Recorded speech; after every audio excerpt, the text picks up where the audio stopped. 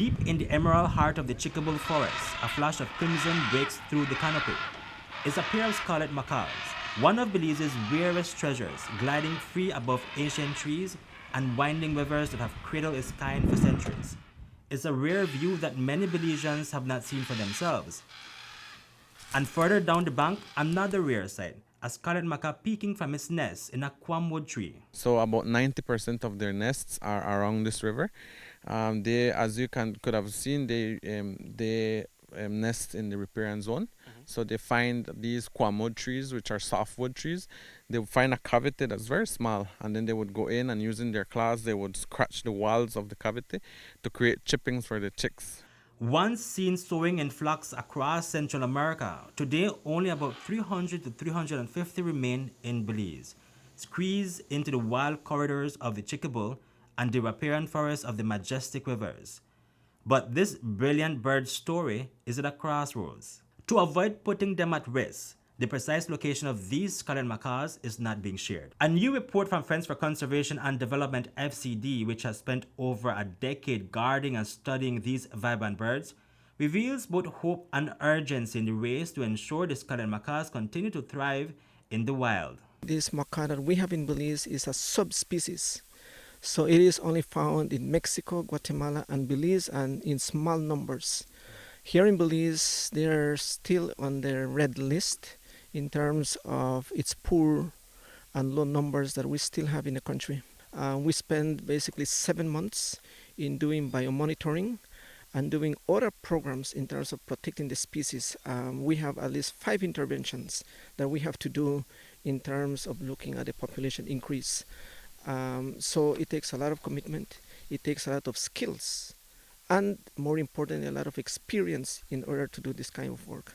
FCD's dedicated rangers climb towering quamwood trees, nestle themselves into the jungle for 2-week shifts, and watch over fragile nests, all to protect eggs no bigger than a clenched fist.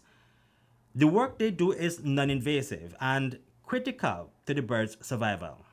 The team uses a slingshot to shoot a fishing line with a sinker over a branch.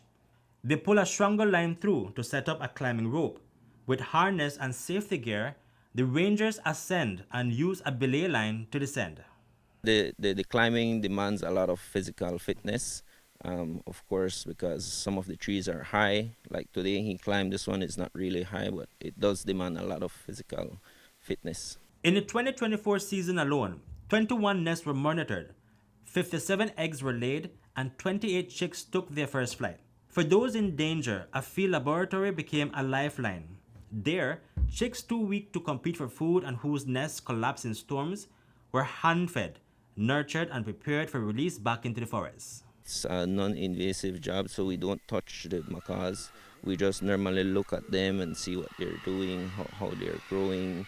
If we see that we see their feathers, we see inside the cavity condition, what it's like if it's not vulnerable to like rain and predators and stuff like that. So that's what we're looking for, and to ensure that they're accounted for, which is the main target. We identify the cavities on the quamwood because with these trees, they are softwood, and the macaws have a really bright color. So as we're going throughout Chiquibul and checking the areas, you would see them like poking their head out, and then immediately you know that they're inside because it's just their head that they're poking out. And unfortunately, this works against them. The Scarlet Macaw's loud calls, brilliant colors, and their constant squawking from high nests makes them easy targets for Guatemalan poachers.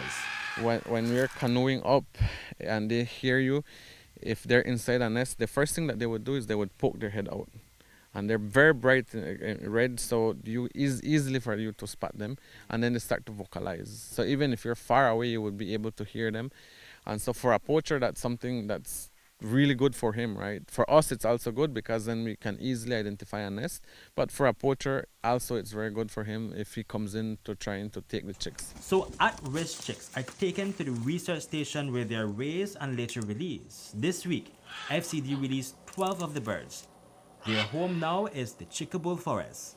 They are here for a little bit over 100 days. The They're between 100 to 120 days old, which is about what we know that it's the age that we have to release them. Some of them are also rescued from areas that we know are known areas to be poached. So before the poachers get to them, we extract them, and then we bring them to the lab. And following a lot of protocols, of course, then we do raise them and then release them into the wild. But the fight is far from over. Poachers still lurk where rangers cannot reach, and hunger chainsaws threaten the nesting trees macaws need to breed. Yet, the past era success, zero poached nests in monitored areas, shows what's possible with FCD's invaluable work. We have seen around 2008, we had up to 86% of the eggs that were being lost as a result of poaching, or the chicks. So that has decreased up to zero over the last 4 years in these zones here. So, but it has taken a lot of work. It has taken through binational arrangements with Guatemalans. We have been able to put also anti-poaching activities for that. And so over the years, this has been reduced, but it took us, goodness, some 10 years really to reduce that. 10 years of tireless protection, the Scarlet Macaw population in Belize has risen from just over 200 to around 300 to 350 today. This, a clear sign that FCD's unwavering commitment is giving these magnificent birds a fighting chance. Reporting for News 5, Hipolito Novelo.